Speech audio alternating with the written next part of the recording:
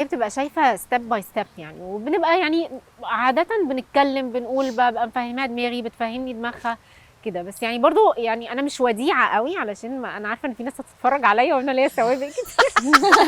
انا مش حد وديع يعني. فانا لو لقيت واحده طلبت حاجه انا مش عاجباني مش مقتنعه، لا انا هعمل اللي في دماغي. مش بيطلبوا بروفا؟ كان في زمان كده كانوا بيعملوا كده للشعر. اصل انا قديمه قوي يعني، انا من زمان احنا من بنعمل بروف. عندي بروفة شعر عشان الفرح بقى بروفة ميك اب، فالدنيا اتغيرت بقت في ساعتها. بس يعني الوحيده اللي بسمع كلامها اللي هتنكد بقى وتدبدب في الارض وتلم عليا الناس دي، هعمل لها اي حاجه خالص يعني. حتى لو مش مقتنعه حتى لو خلاص بلاش بجد. لا اللي هتفضحني دي لا. عمرك بتمشي دي دراما كان بقى. نفسك تعملي حاجه تانية؟ بس دي بتبقى اللي هتدبدب في الارض وهتعيط بجد. انما في واحده مثلا ممكن اقول لها لا انا مش عاجبني انت تقولي ده خالص، سيبيني انا اشتغل، فتقولي طيب ماشي خلاص. في واحده بقى اول ما اقول لها كده تروح معينيها بقى تعمل كده بقى. طب ما احنا هنا بنطالب العرايس اللي ان شاء الله هيجوا لزينه ادي العيش لخباز. جايبينها ليه يعني؟ ما الست فاهمه هي بتعمل ايه. لازم هتجيلك واحده من اللي بيدبدبوا ويعيطوا دول. ضروري. لازم. ما هو طبيعي فعلا الناس مش زي بعض. وهي حاسه ان دي ليله العمر يعني. انا النهارده حطي كتير اكيلت كتير. انا عايزه ابقى يعني ما حصلتش.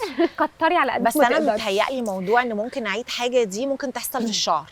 لا بصي يعني في الميك اب مثلا ممكن تقولي لا انا مش مرتاحه للروج قوي، الروج مش عاجباني قوي مثلا، فاهمه؟ حاجات بسيطه دي حاجه احطها واشيلها لكن عادي. انما يلا نغسل وشنا اخلص خالص وبعدين تقول لا دي بتبقى تتآمر على نفسها مش عليا. تتآمر على نفسها كده اتأمرت على نفسها والباقي اظلم. لما واحده بتاخرك قوي قوي العروسه اللي بعدها بتروحي بقى بتقعدي تحت. انا بتنشن جدا بقى الموضوع ده. لان انك تبقي شخص ملتزم ده مجهود رهيب. بالذات في المجتمع بتاعنا شوارعنا الزحمه مجهود رهيب. فانا ببقى فيرم جدا في موضوع يعني نبقى لطاف ونحكي ونرغي زي ما انت عايزه، بس احترمي وقتي واحترمي وقتك. صح. لان فعلا انا اتحطيت في كذا موقف وانا عارفه ان لسه هتحط فيه، بيحصل سيتويشنز العروسه عايزه تهرب هنعمل ايه مثلا؟